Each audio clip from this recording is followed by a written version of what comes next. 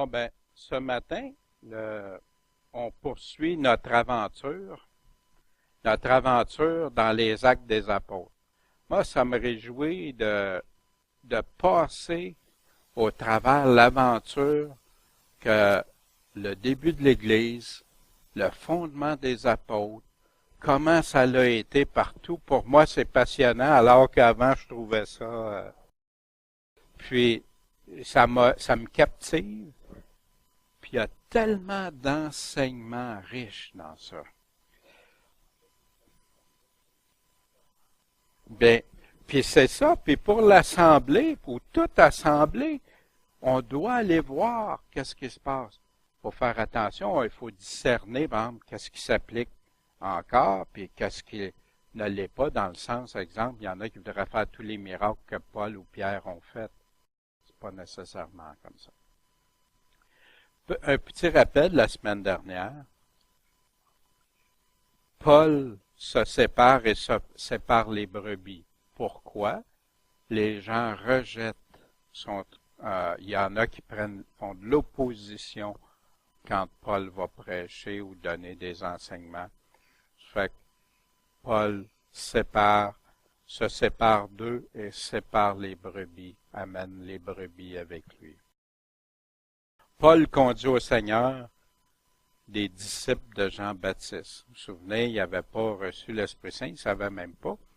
Mais Jean-Baptiste prêchait celui qui s'en venait.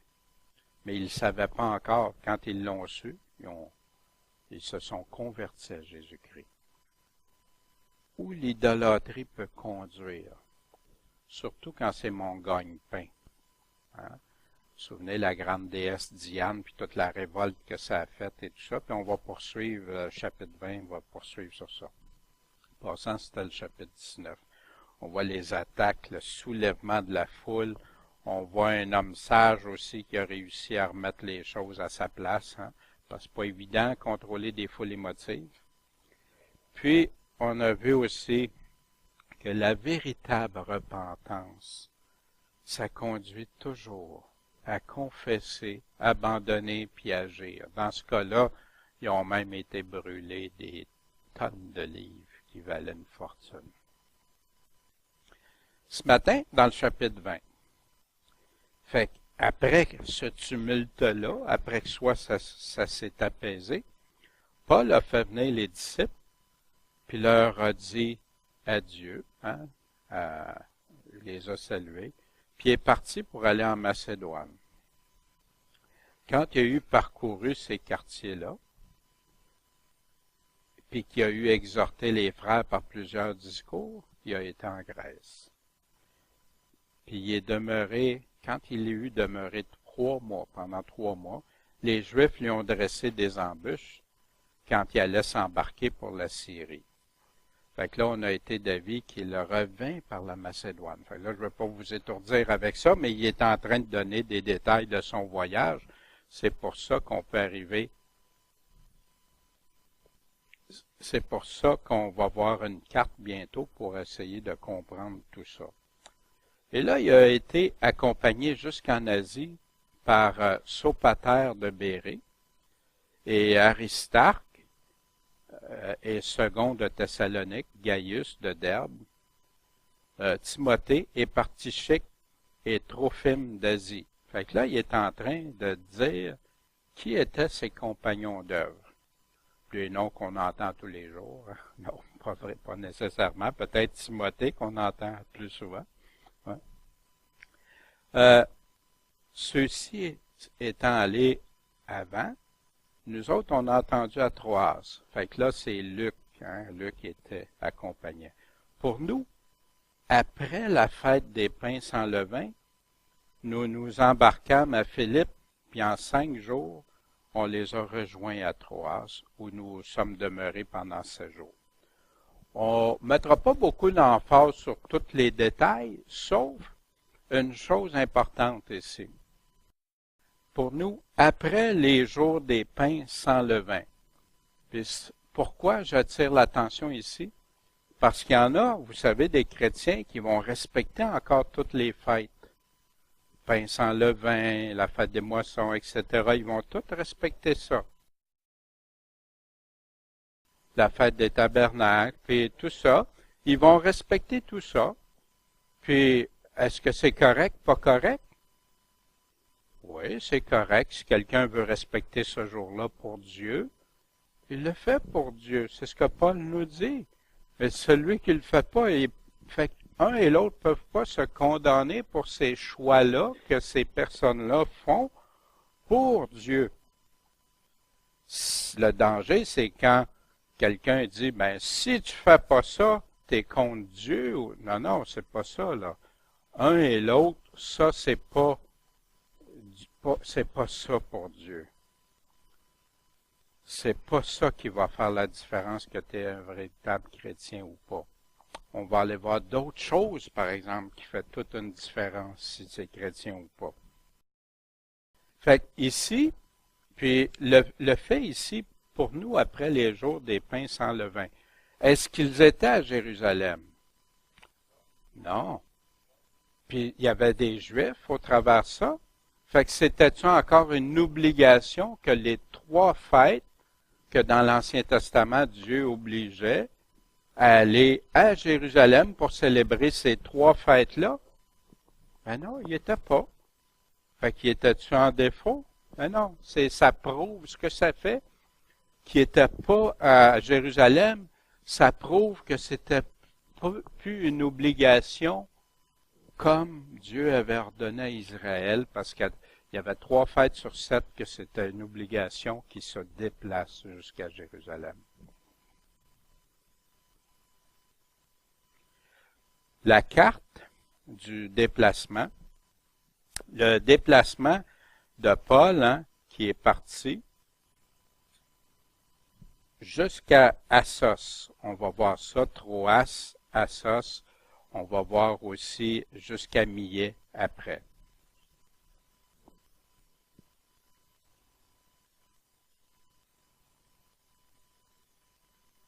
Et le premier jour de la semaine. C'est quoi le premier jour de la semaine? C'est le dimanche. OK? Il y en a pour eux, c'est le lundi, mais bibliquement, le premier jour, c'était la semaine, le dimanche, le premier jour de la semaine. Pourquoi? Parce que c'était après le sabbat. Et ça commençait le premier jour de la semaine. Ça commençait quand? Ça commençait le samedi soir au coucher du soleil. Et aujourd'hui, quand on lit, on ne pense pas comme ça, mais ça jette un grand éclairage sur la mort, la résurrection de Jésus, juste ce fait-là, de savoir.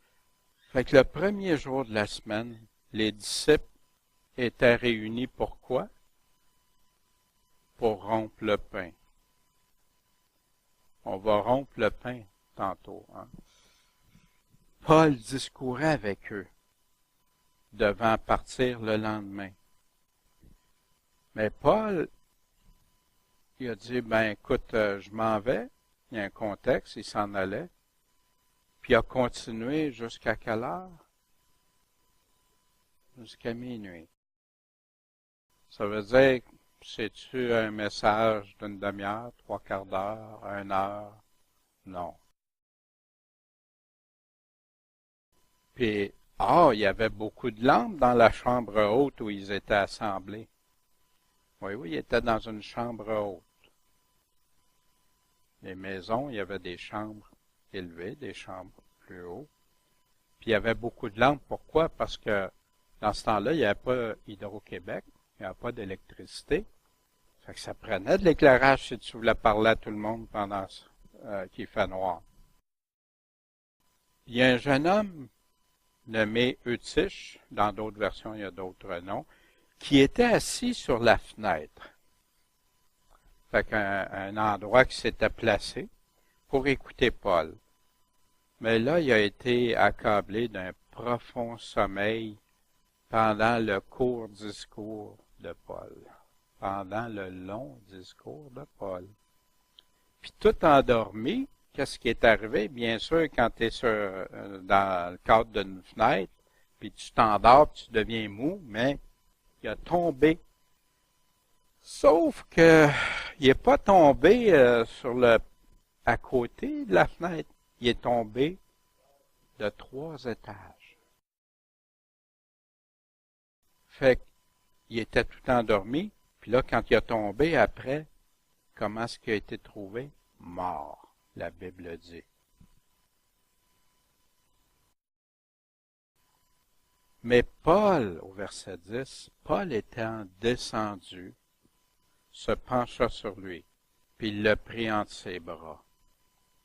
Puis il a dit quelque chose d'assez extraordinaire, hein, que il fallait-tu qu'il soit pleinement assuré de Christ, que Dieu agirait avec lui, par lui?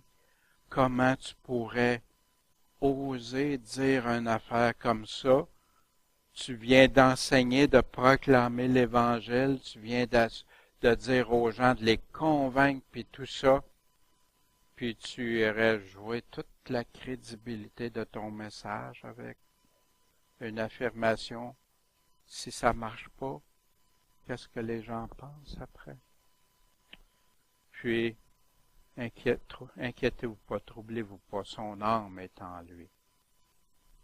Puis étant remonté, puis ayant rompu le pain et mangé, il a arrêté son discours parce qu'il n'avait trop parlé. Il a parlé longtemps jusqu'à quand? Jusqu'au point du jour. Après quoi, il est parti. Fait que Paul a commencé. C'est possible que, vu que c'était le premier soir, que ça a été après le coucher du soleil, au coucher du soleil, puis aller jusqu'au lendemain matin. Comme c'est possible que ça l'a été plus tôt, exemple, dans la journée du dimanche, mais là, ils nous disent pas, ils nous donnent pas de détails. Mais une chose qui est sûre, c'est que si on parle à partir du coucher du soleil, juste à partir du coucher du soleil, jusqu'au point du jour, t'as beaucoup d'heures dans ça. Puis il a recommencé, puis après quoi il est parti. Or, on amena le jeune homme vivant. Puis ils ont été extrêmement consolés. Voyez-vous, hey, on serait assemblés ici, là, puis une affaire comme ça arrive. Mais ici, c'est moins dangereux parce que ceux qui dorment peuvent tomber en bas de la chaise. Mais s'il y aurait quelqu'un, vous comprenez, mais ça, une chose de même arriverait, nous arriverait, on serait-tu désemparés? Wow! Une chose comme ça. Puis là, pardon? Non.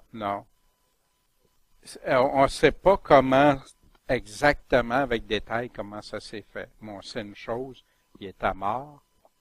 Paul, après ça, dit son âme est en lui. Puis après ça, on amena le jeune homme vivant. Puis on a été extrêmement consolés. Et on poursuit au verset 13. Pour nous, ayant pris les devants sur le navire, on a fait voile vers Assos, où je vous ai montré sur la carte, là, Assos, il fait qu'il partait de la Grèce, puis il traversait en Asie, puis la porte c'était à Assos, où nous devions reprendre Paul. Parce qu'il l'avait ainsi ordonné. Pourquoi? Parce qu'il voulait faire le chemin à pied. Il voulait pas prendre le bateau, Paul. Paul, ce qu'il voulait faire, il voulait rencontrer, évangéliser, puis rencontrer. Puis pour lui, missionnaire comme il était, il y avait beaucoup plus de chances à pied qu'il rencontre des gens et qu'il ait le temps de les évangéliser que s'il aurait pris le bateau. Quand il nous a eu rejoints à Assos, on l'a pris et on a été à Mytilène, qui existe encore aujourd'hui. Nous y étant embarqués, on est arrivé le lendemain vis-à-vis de Chios. Le jour suivant, on a abordé à Samos, puis étant arrêté à Trogile le jour d'après, on est venu à Milet. On dit, ouais, mais pourquoi ces détails-là? Luc donne un ordre chronologique.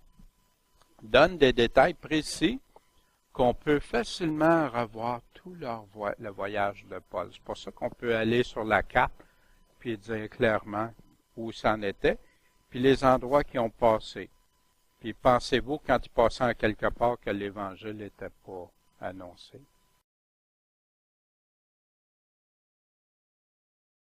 Fait qu'ici, hein, de Troas, où vous voyez la tête de la flèche, là, ce qu'ils ont fait, après, par contre, ils ont descendu, ils ont pris un bateau parce qu'ils ont traversé les îles, l'île Mytilène, le Chios, etc. Puis ils ont été jusqu'à Milet, qu'on va voir. Parce que Paul avait résolu de passer à Éphèse pour ne pas perdre de temps en Asie. Pourquoi? Parce qu'il se hâtait d'être à Jérusalem si c'était possible le jour de la Pentecôte. Le jour de la Pentecôte était une autre fête qui était obligatoire dans l'Ancien Testament. Mais Paul, dis-tu, il faut que je sois là à tout prix, si possible. Oui, parce qu'il peut rencontrer plein de gens à la Pentecôte et tout ça. Et vous savez que les apôtres continuaient d'aller au temple tant qu'ils ont pu aller au temple. Ils y ont été pour célébrer et tout ça. C'est sûr. Mais ils ont envoyé de Milet à Éphèse pour faire venir les anciens de l'Église. Fait qu'ils voulaient rencontrer, mais il s'était passé, ça avait brassé à Éphèse, hein, tout ça. Mais là, ils voulaient rencontrer les pasteurs, les anciens. Les anciens, ça vient du numéro Strong, le mot 42-45, presbyteros. Presbyteros. Dans la Louis II, c'est utilisé 77 fois pour désigner l'aîné, les aînés, les plus âgés, les vieillards, les femmes âgées. En passant, il n'y a pas de distinction pour plusieurs choses, hommes et femmes. Il y a juste un détail que Paul parle, mais on est tous devant Dieu la même valeur. Des fois, il y en a, la femme, non. On a tous la même valeur devant Dieu. Dieu a donné, par contre. Puis c'est triste parce que tu vois de l'excès dans d'autres bords qui ne respectent pas la parole de Dieu, puis qui donnent des rôles que Dieu avait dit non. Puis à l'inverse, tu vois des hommes qui se sentent supérieurs puis qui méprisent des femmes. C'est terrible. C'est triste. Un ancien ayant de l'âge, avancé dans la vie, un aîné, un senior, nos ancêtres sont nos anciens. Puis ça peut vouloir dire aussi, bibliquement, un terme de rang ou de fonction. Parmi les Juifs, c'était les membres du Grand Conseil, où vous vous souvenez, vous voyez, on lit ça souvent dans le Nouveau Testament, le Sanhédrin. C'est les dirigeants du peuple, ceux qui jugeaient. Puis ils étaient sélectionnés parmi les personnes les plus anciennes. C'était pas un jeune qui siégeait là. C'était pas nécessairement le plus vieux, mais il était sélectionné parmi des gens de maturité, dans le fond, qui avaient une connaissance de la vie. C'était aussi les chrétiens, ceux qui présidaient sur les assemblées églises. Et assemblée église, c'est exactement la même. Puis dans le Nouveau Testament, on entend les termes évêque, ancien, presbytère, c'est la même chose. Ils s'interchangent. Dans le contexte, tu lis ça, là, tu dis, mais ils donnent des précisions quant à leur rôle. Par contre, on va voir ça. Les 24 membres du Sanhédrin célestes autour du trône de Dieu. Où est-ce qu'on a vu ça déjà?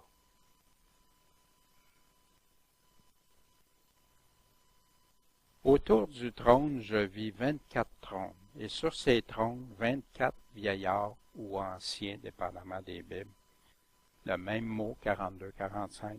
Assis, revêtus de vêtements blancs et sur leur tête des couronnes d'or. Jean, dans 3 Jean 1:1, l'ancien. Qui est l'ancien? C'est Jean, l'apôtre Jean. à Gaius, le bien-aimé que j'aime dans la vérité. Pierre, 1 Pierre 5.1, voici les exhortations que j'adresse aux anciens qui sont parmi vous. Moi, ancien comme eux. Pierre est un ancien, Pierre était pasteur. Ancien pasteur, c'est synonyme.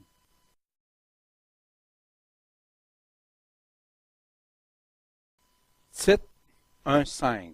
Je t'ai laissé en Crète, Tite, afin que tu mettes en ordre ce qui reste à régler, puis que selon mes instructions, tu établisses des anciens dans chaque ville. Et là, Paul donne les critères. Dans Timothée ou dans Tite, il donne les critères. Qu'est-ce que c'est pour être pasteur ancien? Il te donne les critères, puis il donne aussi les critères pour être diacre. Là, une des grandes différences, c'est qu'un va enseigner. L'autre, non, le diacre n'a pas besoin d'avoir pouvoir enseigner. Que tu établisses des anciens dans chaque ville. Dans 1 Timothée 5.17, que les anciens qui font quoi? Qui dirigent. Fait que Paul le dit, ils ont une responsabilité de diriger le troupeau, de conduire le troupeau.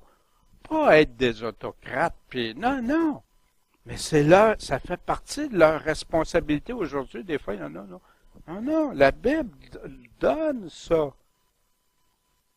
Qu'ils soient jugés d'un double honneur, surtout ceux qui travaillent à la prédication et à l'enseignement. Fait qu'ici, Paul met un ajout.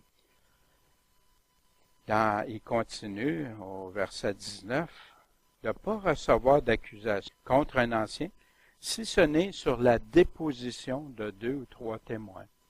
C'est un principe biblique. Vous savez, même Jésus, il dit, quelqu'un a péché dans l'assemblée, tu y vas tout seul, après ça, 2, 3 témoins, puis après ça, c'est pas suffisant.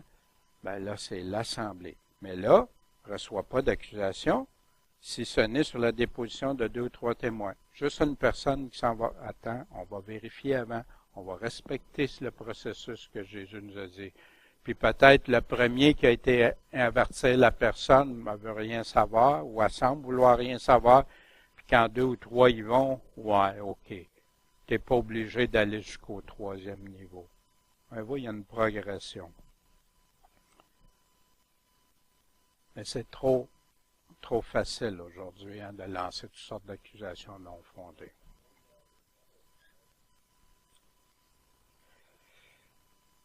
Et on continue, acte 20, verset 18. Et quand ils ont été venus vers lui, fait que là, vous voyez, il a fait déplacer ceux d'Éphèse pour ne pas retourner dans Éphèse, pourquoi il a fait ça? Pour ne pas aller faire causer une émeute encore. Il venait de sortir de là il n'y a pas longtemps, puis ça avait fait une émeute avec la grande Diane. Fait que Paul a utilisé de sagesse. Puis quand ils ont été arrivés, les pasteurs anciens sont arrivés à lui. Vous savez de quelle manière je me suis toujours conduit avec vous autres, depuis le premier jour que je suis rentré en Asie. Qu'est-ce que je faisais? Je servais le Seigneur en toute humilité. Paul ne se gêne pas pour le dire. Paul a été humble. Il le faisait en humilité, avec beaucoup de larmes, au milieu des épreuves qui me sont survenues par les embûches des Juifs, son propre peuple. En passant, Paul avait le cœur déchiré que son peuple ne voulait pas suivre le Seigneur. Vous savez, Paul, c'est pas avec joie qu'il disait que quand il en parlait, il était déchiré de ça. Puis, je vous ai rien caché des choses qui vous étaient utiles. On va aller voir un peu plus loin. Quelles choses qui pourraient leur être utiles. Et je n'ai pas manqué de vous les annoncer puis de vous instruire en public. Rien caché en public. J'ai tout dit. Puis, de maison en maison. Les églises se formaient dans les maisons. Pourquoi? Surtout à Éphèse, quand Paul y a été, il a prêché ouvertement, mais c'était il a été dans les synagogues, il a été dans le théâtre, il a été à différents endroits, mais les grandes assemblées se faisaient principalement maison en maison. Prêchant à qui? Aux Juifs puis aux Grecs. Mais qu'est-ce qu'il prêchait? La repentance envers Dieu et la foi en Jésus-Christ. Repentance et foi. Vous savez qu'il y en a qui réussissent même à passer aujourd'hui des messages que la repentance est une œuvre. Puis il y en a qui essayent de sauver par les œuvres. C'est tellement tordu. J'en revenais pas. J'ai réécouté pour être sûr que c'était bien ça qu'il disait. J'en revenais pas. La foi en Jésus-Christ, la confiance en Jésus-Christ. Puis on sait qu'est-ce que ça implique avoir confiance en Jésus-Christ. On a vu c'est quoi avoir confiance, croire en Jésus, qui implique l'obéissance envers lui aussi. Et maintenant, lié par l'Esprit, je m'en vais à Jérusalem, sachant pas ce qui va m'arriver. J'ai pas le choix, il faut que j'y aille, mais je sais pas qu'est-ce qui va m'arriver. Autre que le Saint-Esprit m'avertit de ville en ville que des liens et des tribulations, afflictions m'attendent. Heureusement, Paul n'a pas fait comme Jonas. Vous vous souvenez de Jonas? Il savait. Ça l'a-tu empêché? Sa vie était-tu dédiée totalement envers Dieu puis à l'amour qu'il avait envers les autres? Verset 24. Mais je ne me mets en peine de rien. Regardez, ça me passe par-dessus pareil. Puis ma vie ne m'est pas précieuse. Jésus, quand il dit, celui qui veut garder sa vie, la perdra, mais celui qui va la donner, la gagnera. Pourvu, il met une condition que j'achève avec joie ma course, puis le ministère que j'ai reçu du Seigneur Jésus. C'était quoi? Pour annoncer la bonne nouvelle de la grâce de Dieu. En passant, la bonne nouvelle de la grâce de Dieu, ça exclut-tu la repentance ou de suivre Jésus-Christ, de rester attaché, de suivre Jésus-Christ? Non, c'est inclus, ça fait partie. Je peux te dire, je dissocie la grâce de Dieu avec du reste. C'est une folie. Et maintenant, voici, je sais que vous ne verrez plus mon visage. Vous tous parmi lesquels j'ai passé, il a passé 3 ans en prêchant quoi? Le royaume de Dieu. Le royaume de Dieu inclut les choses à venir, le retour, le millénium. Il parle aussi du jugement à venir, des jugements à venir. Et tout ça, on l'a vu dans le cours sur les prophéties.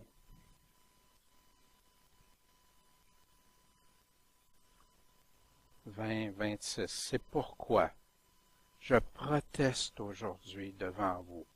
Je l'affirme. Protester, c'est affirmer, prendre position, inébranlable dans ce qu'il dit. Aujourd'hui, devant vous, que je suis net du sang de vous tous. Vous vous souvenez ce que ça voulait dire, net du sang de vous tous?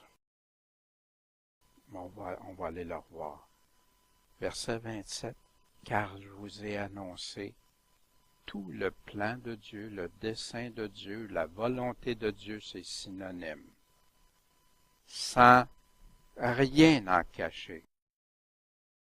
Fait que Paul, quand il dit, ne vous y trompez pas, mes frères, mes sœurs, si quelqu'un est idolâtre, adultère, menteur, tout ça, il ne connaîtra pas le royaume de Dieu. Il les avait-tu caché ça? que ceux qui vivaient dans le péché, qui vivaient selon la chair, étaient ennemis de Dieu. Il les avait-tu caché ça? Pas du tout. Il a tout dit. Les promesses, les avertissements. Net du sang. Ézéchiel 3,18. Quand j'aurais dit aux méchants, tu mourras de mort. Ça, c'est quand Dieu dit ça. Et que tu ne l'auras pas averti. Nous autres, comment qu'on peut savoir que dire à quelqu'un, tu vas mourir de mort, et de la mort spirituelle? C'est pas ce qu'il nous dit dans sa parole. C'est Dieu qui l'a dit. C'est la parole de Dieu. Quand tu prends quelque chose de la parole de Dieu, Dieu dit que non, si tu es adultère, si tu es voleur, si tu es menteur, tu vas mourir de mort. Tu ne pourras pas connaître le royaume des cieux.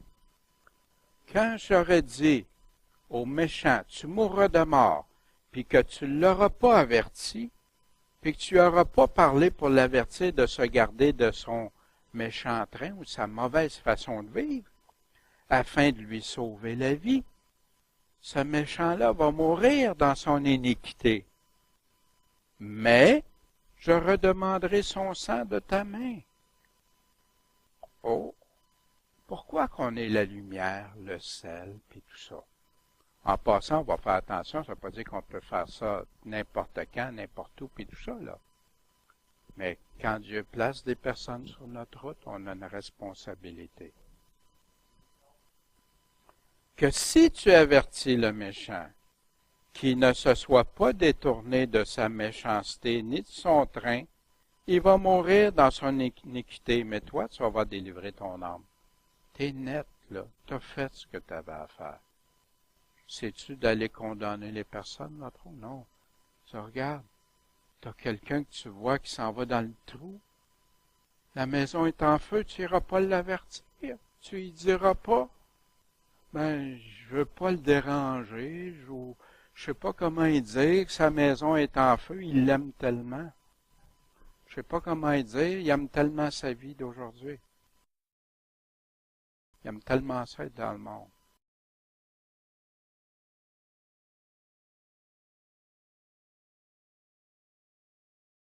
Continue au verset 20.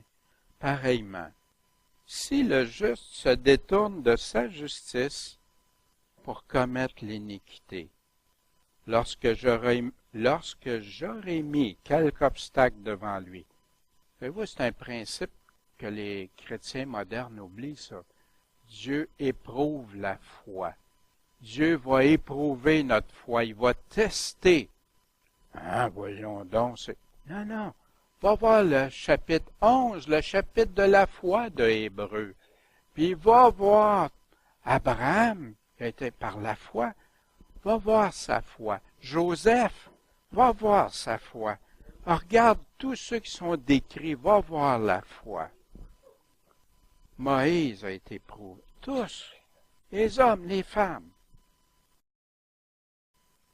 Il mourra parce que tu ne l'auras pas averti. Ben non, je ne peux pas avertir un frère. Il va penser que je le juge, que je le condamne. Ben oui, dans moderne aujourd'hui, c'est ça la pensée. Pourtant, Jésus nous a très bien avertis, puis Paul aussi. Il mourra dans son péché, puis il ne sera pas fait mention de ses justices qu'il aura faites. Mais je redemanderai son sang de ta main. Tu sais qu'il s'en va dans le péché. Il dit que c'est injuste, puis il se détourne de la justice, il s'en va dans le mal. Bon, tu as une responsabilité. C'est toi qui vas le forcer à changer? Non, pas plus que le premier, mais tu peux lui dire, si tu as de l'amour pour lui-même, à te faire rejeter. Que si tu avertis le juste de ne pas pécher, hey, peux-tu faire ça aujourd'hui? Oui, mais de la bonne façon, de la façon biblique. Puis s'ils le rejettent, c'est leur choix. Toi, tu as fait, puis tu pries pour eux autres. Tu pries que Dieu ait pitié d'eux autres, puis qu'ils sortent de ça. Hein, dans Jacques, il nous dit que si tu prends un frère, puis tu le sors du mensonge, tu le ramènes à la vérité, tu viens de sauver une âme de la mort. Et si tu avertis le juste de ne pas pécher, que lui aussi ne pêche pas, il se détourne de son péché ou de l'intention qu'il avait, il vivra certainement. Pourquoi? Parce qu'il aura été averti. Puis retenez ça, parce qu'on va voir Paul, c'est en plein ça que Paul est en train de leur dire, vous allez voir. Et toi, pareillement, tu auras délivré ton âme. Tu vas être net du sang, tu vas être clair. Puis l'autre, lui, l'a dit d'une autre façon. Je m'en lave les mains. Mais c'était pas dans la même méthode, hein? Puis l'autre, lui, c'est parce qu'il voulait se disculper de ça. Mais ici, Acte 20, 28. Fait que là, il dit, je vous ai tout dit, je vous ai tout annoncé, je n'ai rien caché. Fait que là, prenez donc garde à vous-même. Tous ceux qui, anciens pasteurs, tous ceux qui ont une responsabilité, il est en train de dire, prenez garde, soyez sur vos gardes. Non, sois sur tes gardes. Prenez garde à vous-même, premièrement. Pas vous laisser séduire, pas vous en aller ailleurs que qu'est-ce que je vous ai dit. Puis à tout le troupeau sur lequel le Saint-Esprit vous a établi évêque. On va aller voir la définition d'évêque. Pourquoi? Pour paître l'Église de Dieu. Qu'est-ce que ça veut dire, paître? Conduire, entourer, protéger. Qui a acquis, comment Jésus l'a acquis, l'Église? Par son propre sang. Paul rappelle ça, ça frappe comme une masse pour tout chrétien repenti qui aime le Seigneur. Ça y a coûté son sang. Tu peux-tu niaiser avec ça? Doctrine qui n'est pas importante? On entend souvent ça aujourd'hui. On va aller voir, mais pourquoi, si la doctrine n'est pas importante, pourquoi des évêques? Le mot évêque, numéro 1985, épiscopos, dans Strong, il est utilisé 6 fois dans la Louis II comme évêque puis gardien une fois. La définition, c'est un préposé, un surveillant, un superviseur doit s'assurer que ça fonctionne, chargé de contrôler que ce qui doit être fait par les autres est fait correctement, que ce soit bien fait. Conservateur, gardien, intendant en chef, ça quand tu prends le mot grec, là, 1985, épiscopos, c'est ça que ça dit dans le dictionnaire grec. Responsable, évêque et surveillant de l'Église chrétienne. C'est ça, évêque.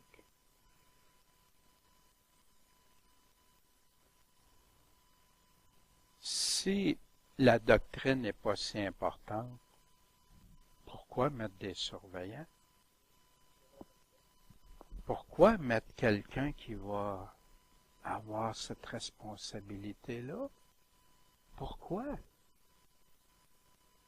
Il a annoncé l'Évangile, il a annoncé le royaume de Dieu, il était des chrétiens, il était pasteur. Mais c'est votre responsabilité, les pasteurs, les anciens. Puis il dit pourquoi? Parce que je sais qu'après mon départ, qu'est-ce qui va arriver? Il va s'introduire parmi vous des loups ravissants, ravisseurs, numéro 926 qu'on va voir. Puis qu'est-ce qu'ils vont faire? Ils épargneront pas le troupeau. Vous voyez un loup qui rentre dans un troupeau de moutons?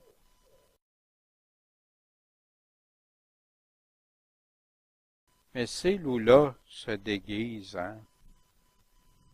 en agneau. Parce que si tu vois que c'est un loup tout de suite, ben non.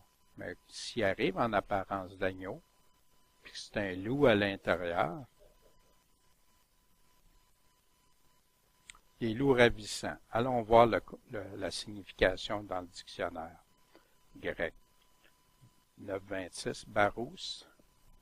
Dans Louis II, c'est utilisé 6 fois, comme quelque chose de pesant, d'important, de cruel, de grave, de sévère, de pénible. Voyez-vous l'intensité de ce mot-là?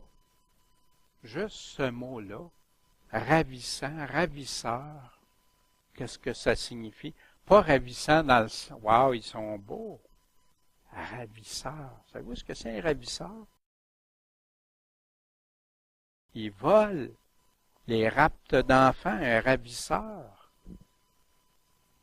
Un poids qui pèse lourd. Ça coûte cher. C'est grave, c'est sévère. C'est violent, cruel, impitoyable. Ça, c'est la signification du mot ravissant que Paul a mis avec les loups. Pourquoi Paul prend cette image-là d'un loup ravissant?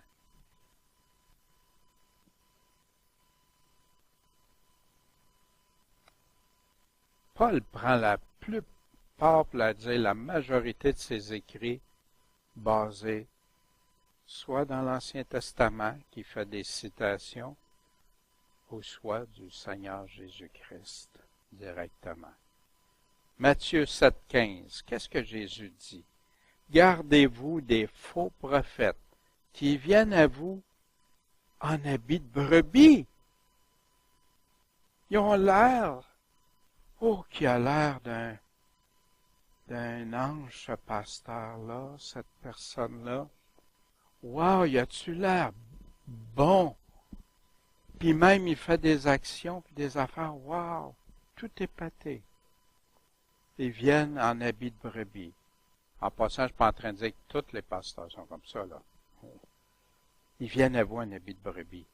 Mais qui, au-dedans, dans le cœur, c'est des loups ravissants. C'est là que Paul prend ça.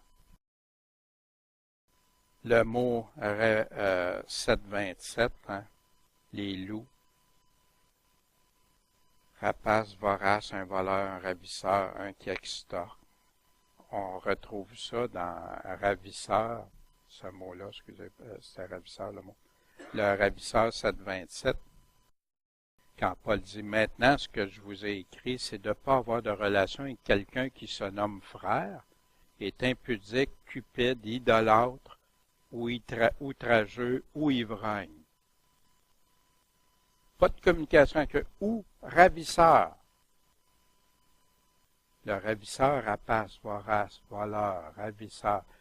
Il applique ça aussi à qui ravisseur? Les loups ravisseurs.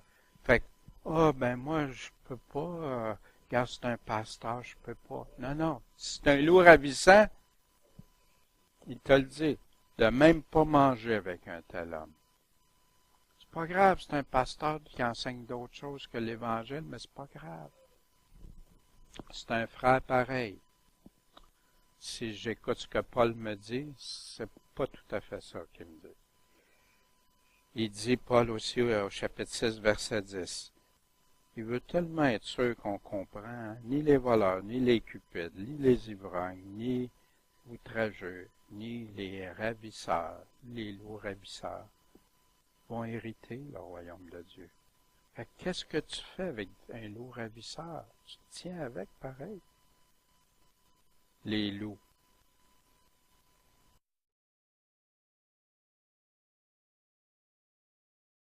Matthieu 10, 16, voici je vous envoie, comme des brebis au milieu des loups. Soyez donc prudents comme les serpents, puis simples comme les colombes. Pourquoi prudence? Il ramène toujours ça, Jésus. Veillez, soyez sur vos gardes, je vous ai averti d'avance, je vous ai tout dit. Un loup puis un agneau, qu'est-ce que ça fait un loup pour un agneau?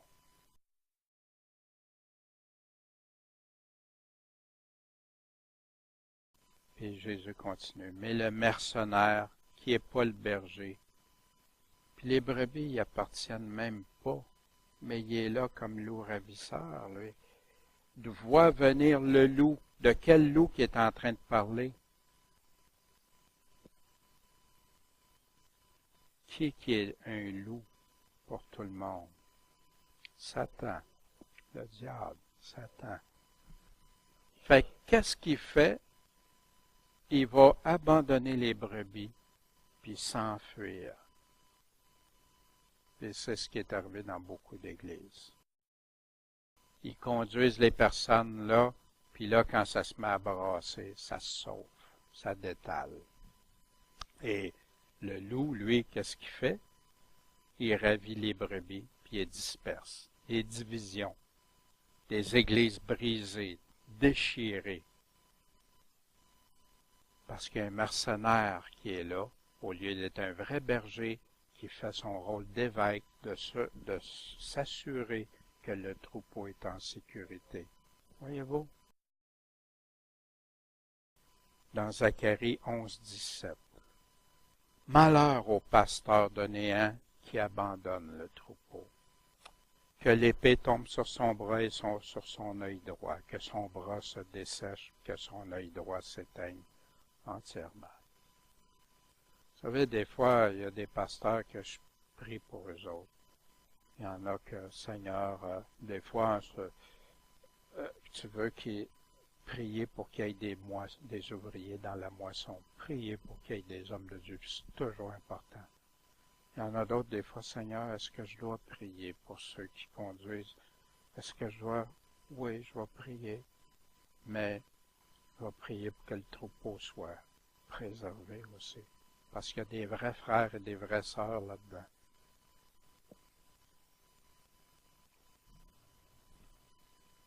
On nous présente, c'est un peu comme ça qu'on veut nous le présenter aujourd'hui, l'agneau puis le loup ensemble.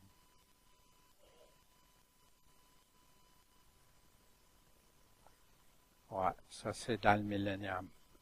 Mais la réalité, c'est que les loups, en attendant, sont dévorants. C'est ça que Paul est en train de leur dire. Il répète ce que Jésus.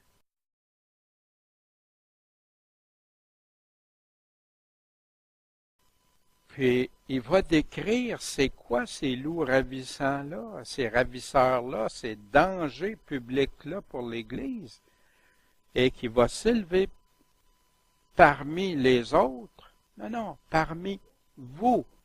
Des hommes qui vont annoncer quoi? Des doctrines pernicieuses pour attirer les disciples après eux. Fait que là, ils vont enseigner des choses qui sont juste un petit peu... tu sais, tu prends un loup, s'il arrive avec du mensonge, tu vas arriver avec certaines religions, tout de suite, tu sais, ben non, il renie Jésus-Christ. Mais ça, sont pas dangereux pour un chrétien, parce qu'un chrétien l'identifie rapidement. Ceux qui sont dangereux, c'est ceux qui prennent la vérité, et qui joignent le levain à l'intérieur, qui va faire qu'à un moment donné, c'est pernicieux. Puis dans quel but? D'attirer les disciples après eux. Et vous savez une chose, tous ceux qui ont des responsabilités doivent se poser la question. Suis-je un loup ravisseur, Seigneur? Moi, ça m'a tourmenté longtemps. Seigneur, je vais être sûr que je dis juste qu'est-ce que tu dis. Puis les doctrines que j'ai apprises, il y en avait des bonnes, puis il y a du levain dans certaines. Seigneur, comment faire, c'est retourner juste à ce que tu dis. Le reste va s'éclaircir, Seigneur. Pierre, il parle du même sujet. Or, comme il y a eu des faux prophètes parmi le peuple, il va y en avoir aussi parmi vous des faux docteurs, des faux enseignants, qui vont introduire secrètement. C'est important, ça. secrètement. Ils vont-tu arriver puis ça va paraître la fausse doctrine? Pas du tout! Pour atteindre les objectifs. Puis il y en a qui sont séduits, il y en a qui séduisent les autres, étant séduits eux-mêmes. Il y en a qui peuvent être en pleine assurance. Non, non, c'est ça. Ils contredisent ce que Dieu dit, mais ils sont sûrs que c'est ça. Ils sont séduits, puis en séduisent d'autres envers ça. Puis c'est pour ça qu'on doit tout examiner à la parole. N'importe qui. Je vous parle, examinez dans la parole. Puis si jamais il y a quelque chose, hey Daniel, il y a de quoi dans la parole, ça marche. Oh, OK, on va aller voir ça, on va l'examiner. Puis si tu as raison, je vais dire, merci mon frère, ma soeur, tu viens de m'éclairer sur une chose que je n'avais pas vue. Mais je peux-tu continuer à prêcher les mêmes choses qu'avant si tu me montres quelque chose? Non. Je dois aller m'attacher à ce que Dieu dit. Aujourd'hui, les gens ils ont peur d'évaluer, ou il y en a que c'est simple paresse, ou il y en a que c'est simple amour croit tout, fait qu'ils se servent de ça comme paravent, ou je ne peux pas juger. Pourtant, Jésus a dit juger de tout. Paul nous dit la même affaire. Pas de condamner, de juger si c'est correct, d'évaluer si c'est correct, si c'est ça la parole ou pas. Puis en faisant ça, en introduisant secrètement des sectes pernicieuses, qu'est-ce qu'ils font? C'est là qu'ils renient le Seigneur. Le Seigneur qui quoi? Les avait rachetés. Ah? Puis qu'est-ce qu'ils vont attirer sur eux? Une perdition soudaine. Qu'est-ce que c'est une perdition soudaine? Et c'est ça. C'est un danger. Un grave danger.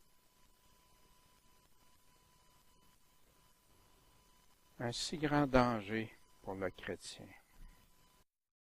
Paul dit donc aux anciens pasteurs, donc veillez, en vous souvenant, en vous rappelant que pendant 3 ans, c'est pas le nouveau message qu'il leur dit, il va les quitter, il sait qu'il s'en va, il veut que le message qui va leur rester pendant 3 ans, je n'ai pas cessé nuit et jour d'avertir chacun de vous, chaque pasteur, à la légère, avec larmes. Mais pourquoi si c'est des chrétiens et c'est des pasteurs que Paul met tant d'importance? Ils sont sauvés. Oh, grave. L'heure est grave, c'est ça que Paul est en train. L'heure est grave, c'est sérieux.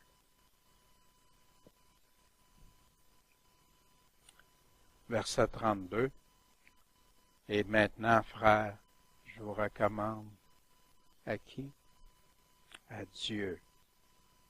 Puis à la parole de sa grâce. Qu'est-ce que c'est la parole de sa grâce? La parole de Dieu. La parole de Dieu dans laquelle il nous donne sa grâce. Que sans la parole, la foi vient de ce qu'on entend vient de la parole de Dieu. Lui qui peut vous édifier, puis qui peut vous donner l'héritage avec tous les saints. Paul avait le cœur bouleversé devant les pasteurs. Paul a identifié ce qu'il déchirait le plus, les fausses doctrines. C'est de ça qu'il parlait. Doctrine pernicieuse, des choses qui viendraient, des loups ravisseurs, qui viendraient contaminer, qui venaient rendre le troupeau vulnérable. Et Paul a averti puis donne la solution qui provient de Dieu lui-même. C'est quoi la solution? Veillez, être sur vos gardes. C'est pour ça qu'il dit, je vous ai averti. Averti. C'est quoi alerter, avertir? Averti. Jésus nous dit, voilà, je vous ai averti de tout quand il parlait pour la fin des temps. Se confier en Dieu et à sa parole. C'est ça. Pierre dit la même chose. Restez attachés à la parole. Paul a le cœur bouleversé. Dans 1 Jean 4,6, Jean le dit d'une façon. Nous sommes de Dieu. Celui qui connaît Dieu écoute nous. Nous étant les apôtres. Jean écrit ça. Celui qui n'est pas de Dieu écoute pas les apôtres.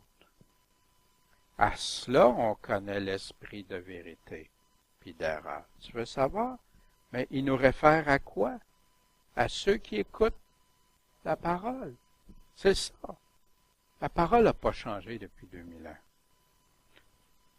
Jean continue dans sa deuxième lettre, au verset 9. Quiconque est transgresseur et ne demeure pas dans la doctrine de Christ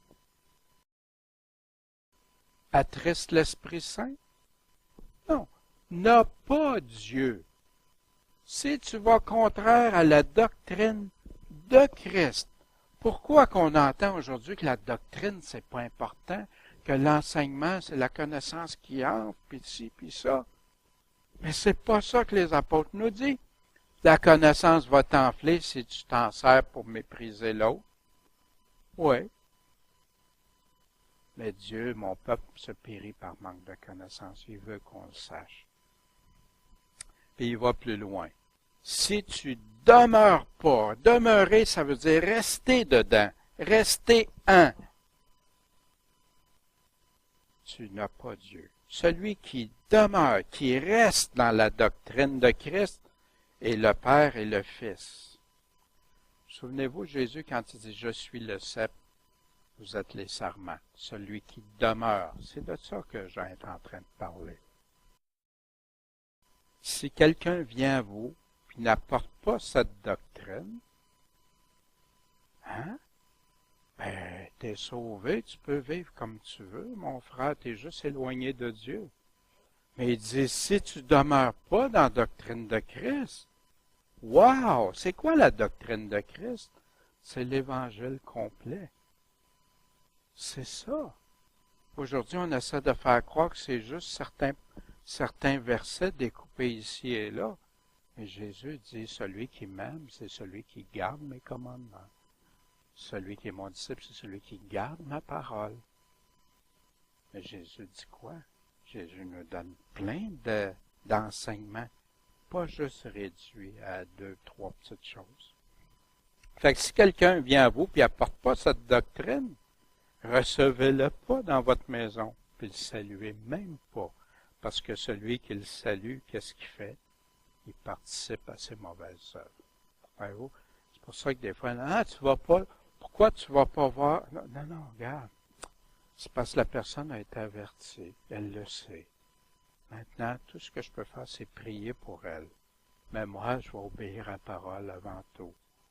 Non, parce que tu participes à ses œuvres, tu l'encourages à rester dedans, puis tu fais ça. Paul continue. Vous savez, je n'ai pas désiré d'argent, de l'or, ni les vêtements de personne. Puis vous savez vous-même que ses mains ont pourvu à mes besoins, puis à ceux des personnes qui étaient avec moi. Paul travaillait pendant qu'il était à Éphèse, puis il a fait ça à plein d'endroits. Je vous ai montré en toutes choses que c'est ainsi qu'en travaillant, il faut secourir les faibles. Paul, c'était pas juste un homme de parole, c'était un homme d'action. Il mettait en action. Et se souvenait des paroles du Seigneur Jésus qui a dit lui-même, il y a plus de bonheur à donner qu'à recevoir. J'ai regardé, j'ai pas trouvé un verset que Jésus, ces mots-là de Jésus. Mais Paul, qu'est-ce qu'il fait? Il fait une synthèse des enseignements de Jésus, le bon samaritain, de celui de défendre la veuve, l'orphelin, et tout ça. Puis il dit bienheureux, béni, bienheureux, en passant heureux, synonyme.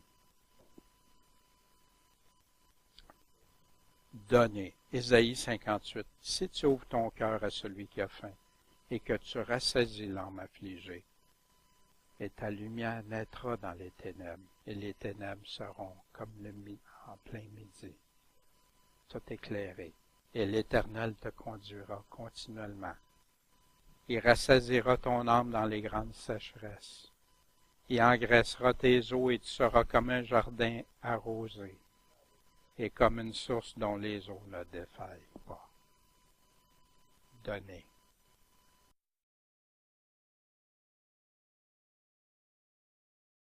Puis quand Paul a eu dit ça, il s'est mis à genoux. Puis on a tous prié ensemble. Ah, ça devait... J'aimerais ça, c'est que ça aurait eu une photo, une image, une vidéo de ça. Puis là, tout le monde a fondu en larmes. Ils se sont jetés au cou de Paul, puis ils l'embrassaient. Il était affligé, principalement parce qu'il avait dit qu'il ne le reverrait plus. Paul le savait. Plus tard, il est monté à Rome. Puis ils l'ont conduit jusqu'au bateau.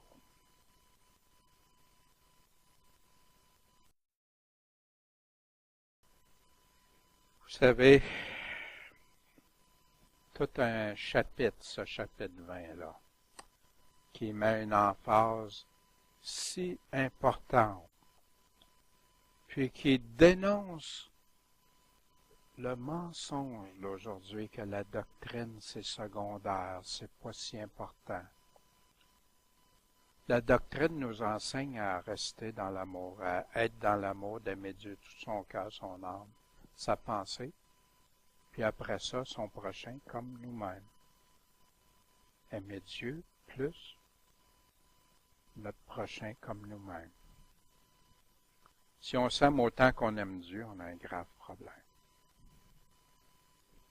Si on aime notre prochain comme on s'aime nous autres, amen, c'est ça. Puis la doctrine de Christ nous enseigne à rester, à tout faire pour plaire à Dieu, le suivre. Ceux qui entendent ma voix et me suivent, ceux-là, personne ne les révèle de ma main. Et il faut l'entendre, puis il faut le suivre. Qu'est-ce que nos anciens disaient dans la version de 1777, dans les arguments et réflexions de ce chapitre-là? Paul, étant arrivé à Troas, se rendit dans le lieu où les chrétiens de cette ville étaient assemblés le premier jour de la semaine pour rompre le pain, c'est-à-dire pour célébrer la Sainte Seine. Il a continué son discours bien avant la nuit. On voit que les apôtres et les premiers chrétiens s'assemblaient pour servir Dieu, puis pour s'édifier, que le jour du dimanche était destiné à cette sainte occupation où on célébrait la Sainte Seine dans ces assemblées, qu'on y faisait des discours pour instruire, puis pour exhorter les fidèles. Puis qu'ainsi, ces pratiques-là sont aussi anciennes que le christianisme et d'institutions divines. Célébrer la Sainte Seine qu'on va célébrer, ça vient de Dieu. C'est là depuis le tout début, Jésus avait institué ça, même avant sa mort. Faites ceci en mémoire de moi. Paul a rendu la vie à un jeune homme qui était tombé du haut de la maison où les fidèles étaient assemblés. Ce fut un miracle tout à fait remarquable qui a dû consoler les chrétiens de Troas et les affermir puissamment dans la religion de Jésus-Christ. Mais ce qui doit surtout être considéré dans ce chapitre, c'est le discours que Paul adressa au pasteur d'Éphèse avant de les quitter. On y remarque son intégrité, son zèle et son désintéressement dans l'exercice de son ministère. Désintéressement dans le sens de monétaire.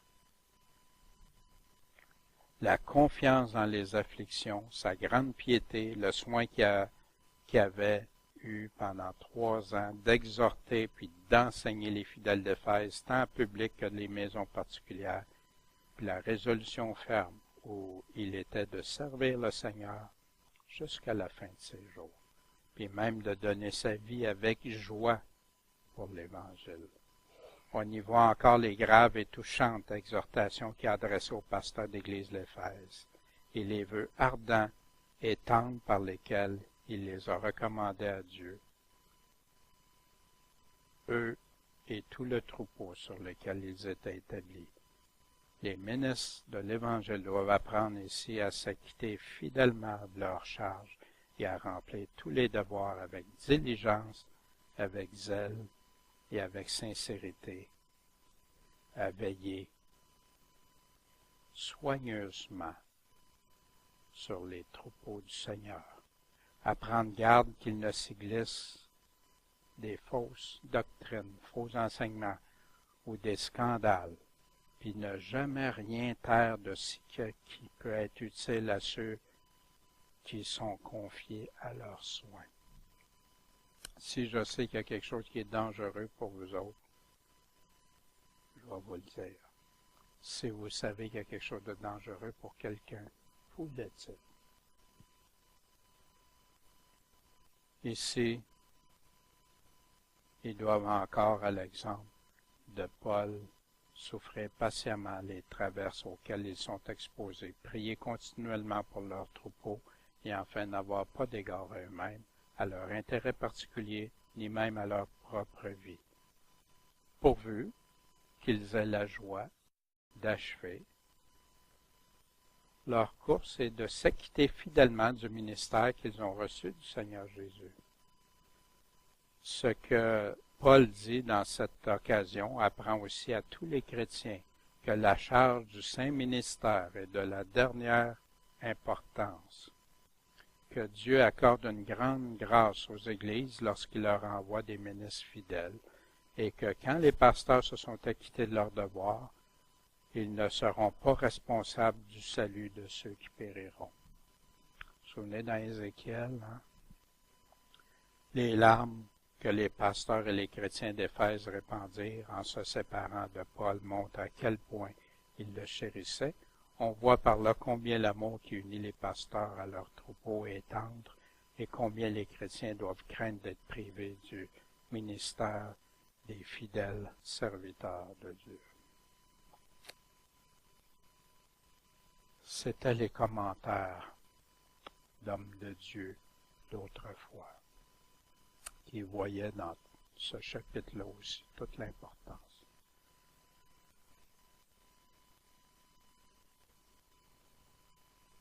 Un petit temps de réflexion.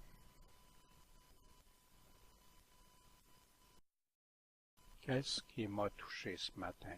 Qu'est-ce que je retiens de ce chapitre-là? Es-tu net du sang des autres? Je ne dis pas ça pour vous culpabiliser ou vous rendre, non, non. Mais Seigneur, tu nous demandes ça, comment on peut le faire? Si je ne me sens pas à l'aise, bienvenue dans le groupe. Parce qu'on ne se sent pas à l'aise des fois de dire ces choses-là. Dieu peut nous montrer comment. Je ne le sais pas, j'ai peur. Seigneur, enseigne-moi, montre-moi comment le faire. Avec douceur, avec amour. Graduellement. Puis vous savez, Paul n'a pas fait ça au tout départ. Graduellement. On veut manger le bœuf au complet d'un coup? Non. Le bœuf, on l'a tous mangé dans notre vie. Un bœuf complet au moins. On l'a mangé par tranche.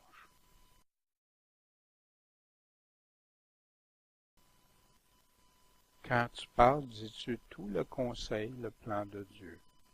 Ça ne veut pas dire de le faire tout d'un coup, tout de suite, mais graduellement, peut-être avec certains.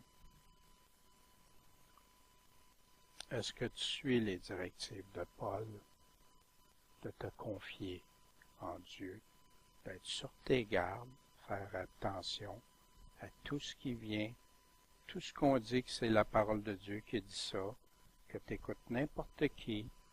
Est-ce que c'est ça, Seigneur? être sur ses gardes, se confier seulement à Dieu, sa parole, pour ne pas être entraîné par les fausses doctrines. C'est de ça que Paul parlait dans le chapitre au pasteur. Puis comment est-ce que je réagis quand j'entends parler de Dieu pendant longtemps? Puis je dis pas ça pour... Mais vous savez, je me souviens, moi j'ai été une période, là, j'allais à l'église, j'aimais ça, et ça aurait duré, on allait tous les soirs de la semaine, puis quand il y avait des soirs qu'il n'y avait rien, hein, comment ça, tu sais, il nous manque, on s'ennuyait quasiment. On dit, ça se peut pas, comment qu'on peut? Puis, à un moment donné, il y a eu des changements, il arrive quelqu'un d'autre, puis tout ça, puis là, tu te mets à surveiller l'heure. Ben, j'étais fautif. Puis, Seigneur, comment je peux dire que je t'aime, que j'aime ta parole? Puis quand on est rassemblés ensemble pour parler de ça, vite, que ça passe. Notre jeune homme, là, qui a tombé, c'est pas une accusation, notre jeune homme, il a tombé, il a le droit d'être fatigué. Il y a des journées qu'on n'est pas dedans. Il y a des journées, tout ça.